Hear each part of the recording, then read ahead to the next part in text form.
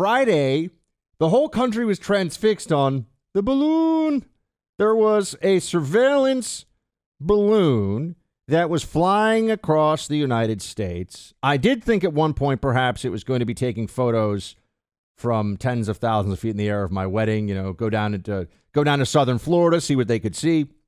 Turns out it was shot down right off the coast of, was it South Carolina, I believe? And this was funny to me, Clay, because on Friday we were saying the longer they wait to shoot it down, the more obvious it is that they were just dithering and didn't know what to do. And eventually they just caved to the pressure to shoot it down. They did. They shot it down over the water and then immediately turned around. And we're actually going to have a former Secretary of Defense under Trump, acting Secretary of Defense, join to address this specific allegation.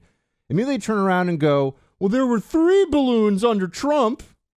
I don't think that's going to fly. Pun intended.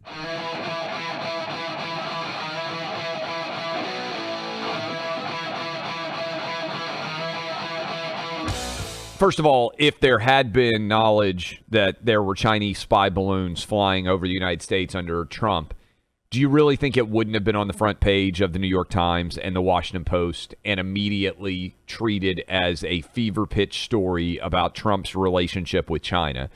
I think what may well have happened is maybe there was a slight excursion directly across the border that then ended. My question, and this is just what I would love to hear discussed more. How is it possible? And I said this on Friday when this story took off. How is it possible? We now know that the balloon entered into Alaska, then came across Canada, and came down into Idaho, then across Montana, and all the way, as you just mentioned, across the country to get shot down off the coast of South Carolina. How is it possible that we don't have the capability to immediately shoot down this thing as soon as it comes across our border? And if there was concern about safety, most of Alaska is pretty much uninhabited, Buck. And so if you shoot it down somewhere over Alaska, instead of shooting it down in South Carolina, where you now have divers that are having to go in and see whether or not they can retrieve everything from this Chinese spy balloon, I think the protocol needs to be set forward. This is what we do. If you violate our airspace, we shoot down your spy balloons, or frankly, any other of your aircraft that is of a foreign nature that is violating the sanctity of American airspace. Even former Secretary of Defense under Obama, Leon Panetta, was saying, yeah, no, this wasn't so great. It wasn't a great moment for the Biden regime. Play 5. If we were aware of the balloon, I think we should have taken steps to prevent it from entering our airspace. And I'm not sure that we should have allowed it to simply cross over the country, cross over what were obviously sensitive military sites. I don't see the logic of that. So the question obviously is, Pentagon said that there were risks here. I understand that argument, that there were debris risks. At the same time, I think we should have acted earlier if our suspicions were valid that this was, in fact, on an intelligence mission. I hope in the future we make clear to China that this kind of incident cannot happen again, and it will not happen again.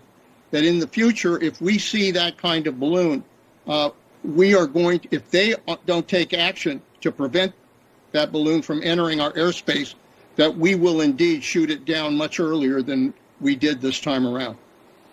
And I think if I have you straight, you're saying that you think this should have been shot down perhaps over Montana, something like that, maybe over a sparsely populated area, that sort of thing, before it crossed over almost the entire continental U.S.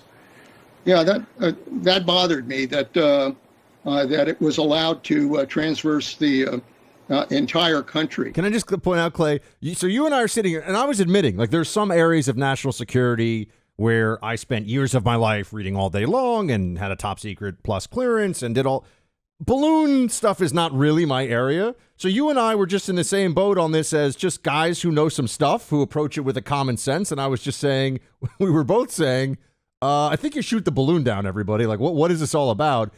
And it was funny because initially the sort of Democrat regime toadies out there were all, why are you such warmongers? It could be, they're just trying and sputtering. And then Biden ends up shooting it down because this administration's incompetent beyond words. And shoots it down over water, Buck, which means that the ability, I would imagine, to recover the Chinese spy craft is going to be, one, way more difficult, right? I think they said it's in 50 feet of water. Two, probably significantly damaged by going into water as opposed to slowly descending and landing on the ground. I don't understand what thought process could be in play here. Now, I am concerned about, why did China do this, right? Like, to what end is the Chinese interest involved here? And what is their motive? Because, Buck, to me, just this way, the way that this went down, it just kind of looks like an embarrassment to China. And then Biden, I think, bungled it in many ways, and it also embarrassed him. So, but what are they trying to test here? They clearly want to know how we would respond. Is this potentially, looking forward, a possibility to deliver dangerous, whether it's chemicals, whether it's a nuke, whether it's an EMP? What are they testing here by having this Chinese balloon, which they said in the articles that I read that there were controls, right? So they could stop it, they could slow it down, they could adjust its speed and change its direction. So this was, in some way, it wasn't manned, but it was controlled. It wasn't just entirely floating on the on the winds, right? What is their aim here? And that's the question that I think is probably most significant in the wake of this action. Also, the pretense that it was a weather balloon is pretty hilarious in retrospect, right? The Chinese were like, oh no, it's a weather balloon. And everyone's like, nah, it's really not. And if it were, why would you care if we did shoot it down anyway? Because it's a rogue weather balloon. But, in moments that require decisiveness, I think that this White House, one of the problems that you run up against is that Joe Biden is the commander-in-chief. It's rather obvious. It's rather straightforward. You have somebody who I just mentioned at the top of the show, Clay, and you were talking to me about it before the show. The polling on Biden right now is Democrats don't want him to run. I think he's still going to run because I think they have no choice. I think the Democrat Party is effectively forced to run as a fraudulent political proposition. Put aside the shenanigans in the actual elections. I mean, they have to pretend to be something as a party that they're not on election day to fool a few percentages of the country to voting for them. So Joe Biden's going to be the guy anyway. But they recognize that Joe Biden, the coughing, the gaffes, the brain, senior moments, the polite way of saying them. I mean, obviously the brain malfunction issues that he has. This guy is the commander-in-chief. I mean, when there's a balloon in the sky, Clay, you know who it all comes down to? Joe Biden. Yeah, and I would say particularly his leadership is called into question in stories such as these, where there's no existing precedent, to my knowledge, Buck. This is why rules matter in terms of what rules you set. To me, the standard of this is the United States, the sanctity of our airspace and our sovereignty is if foreign aircraft that intend to do us ill try to enter into our airspace, we shoot them down, right? Like that should be the hard and fast rule. Now, when did NORAD become aware that this balloon was entering? Maybe they thought it was just barely going to come across and then turn around and go back out. That potentially could be an idea. But when there is no precedent, when you have a unique set of circumstances, that's when I would argue the intelligence and judgment of the commander-in-chief is at its most important level.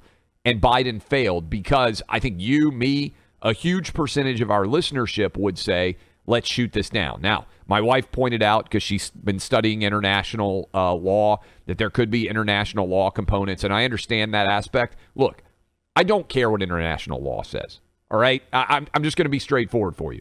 My goal, if I am the president, if I'm sitting in Joe Biden's chair, is to protect United States interests. If somebody outside of the United States is upset with the choices that I am making as the commander-in-chief, deal with it. What are they going to arrest him when he goes to Geneva? I mean, come on. By the way, without any loss of life involved, which this was an unmanned surveillance balloon.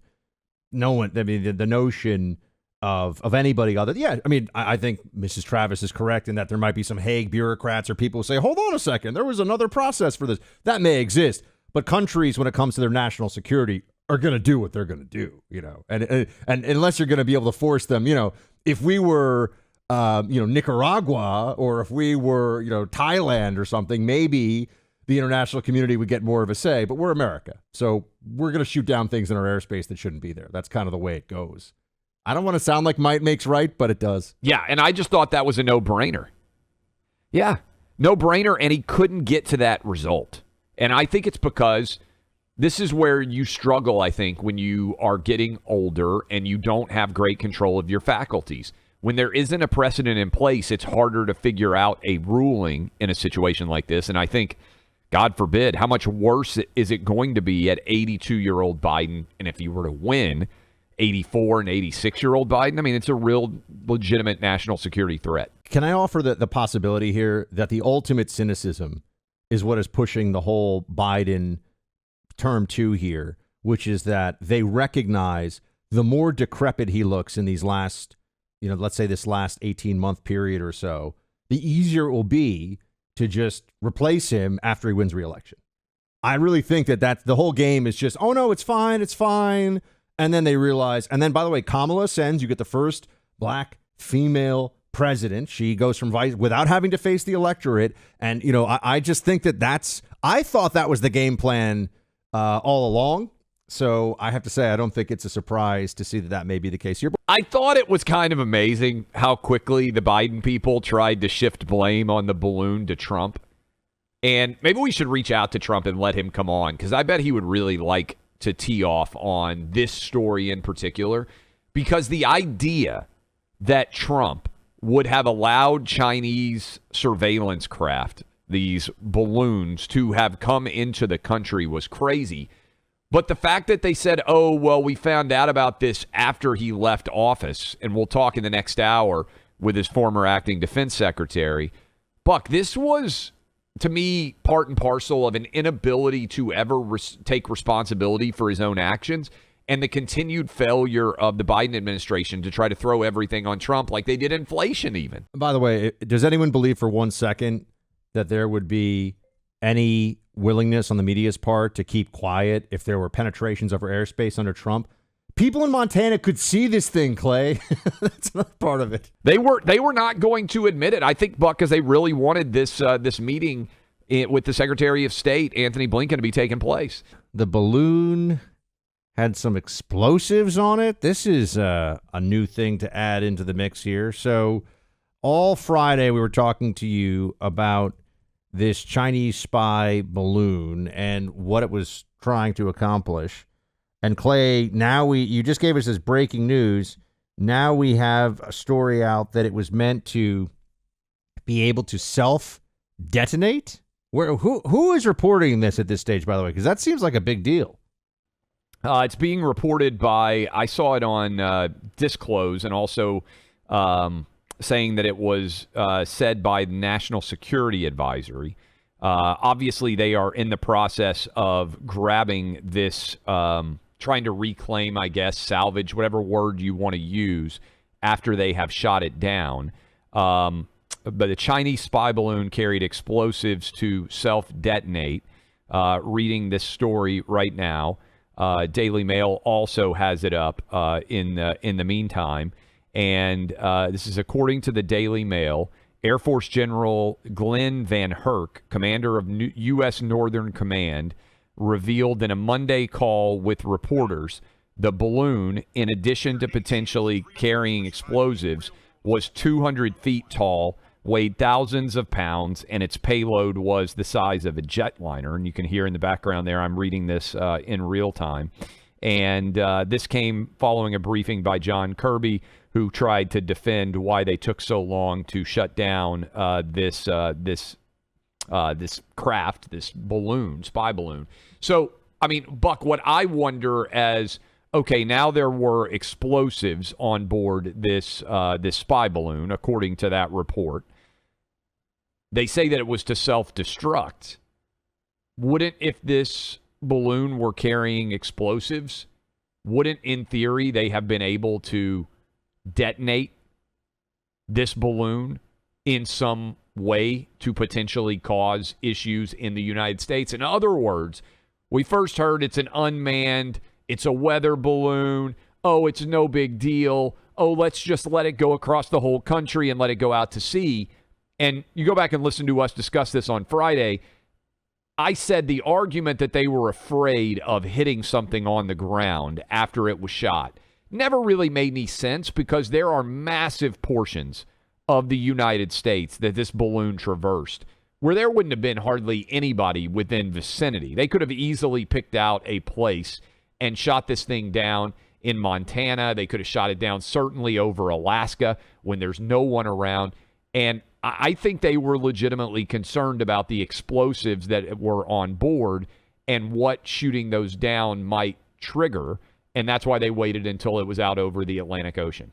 But this also goes to what an outrage this is. I mean, just imagine for a second that we were floating a balloon that was carrying explosives and that had a payload the size of a jetliner in Chinese airspace. They would have shot that thing down right away. I mean, look, it's China, so they also probably wouldn't have ever reported on it in the state news and all that. But I'm just saying that there'd be no, oh, what about the diplomatic ramifications? What if the Chinese get really upset? No one would care.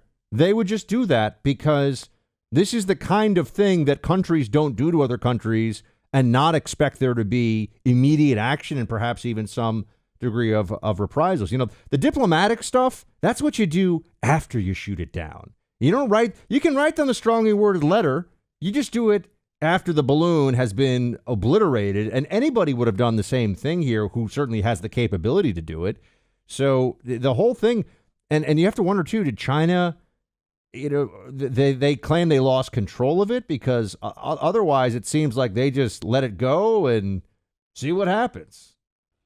And again, this raises, to your point, a lot of issues, because now this has gone from, oh, it's an unmanned drone, we're just using it to try to glean information, this is no big deal, oh, why are all you people making it such a big deal that a Chinese spy craft?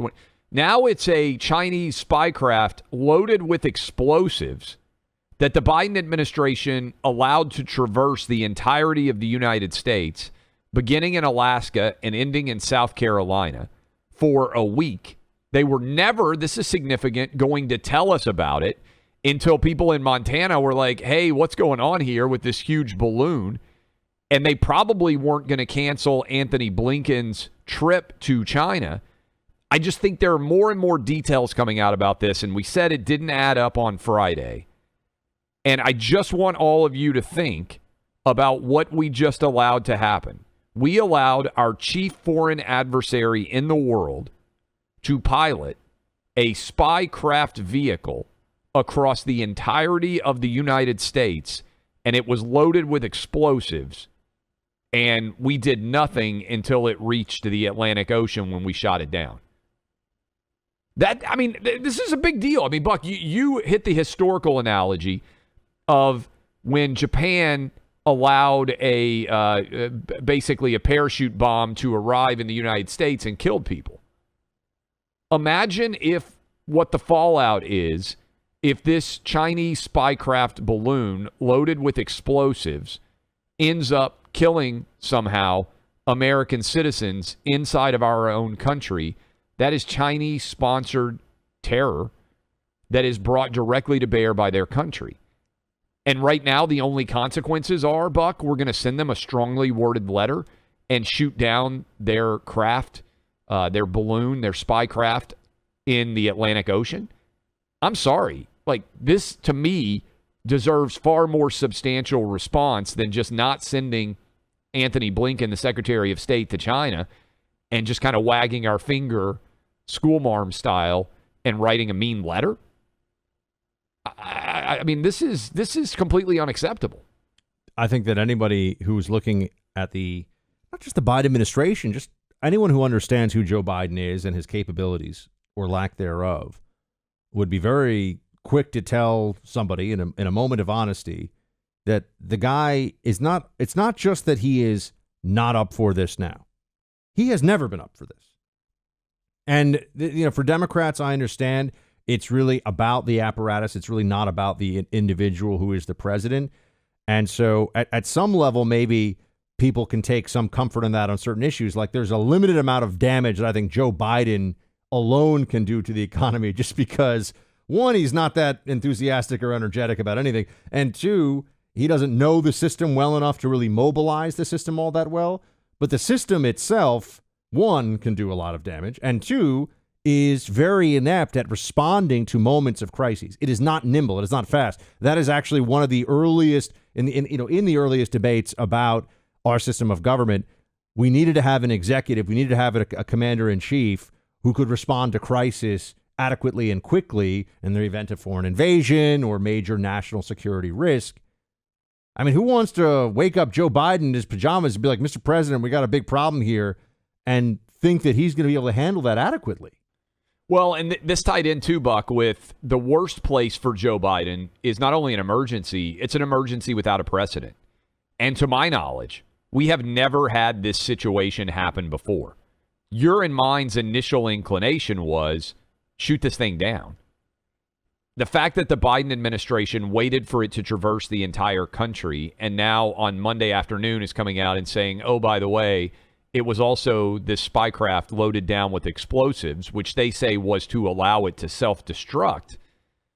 Really? Well, if you can load it down with explosives which allow it to self-destruct, couldn't you also choose where it self-destructs? That seems like a bomb. Yeah. It's really weird for a weather balloon, too, to have bombs on it.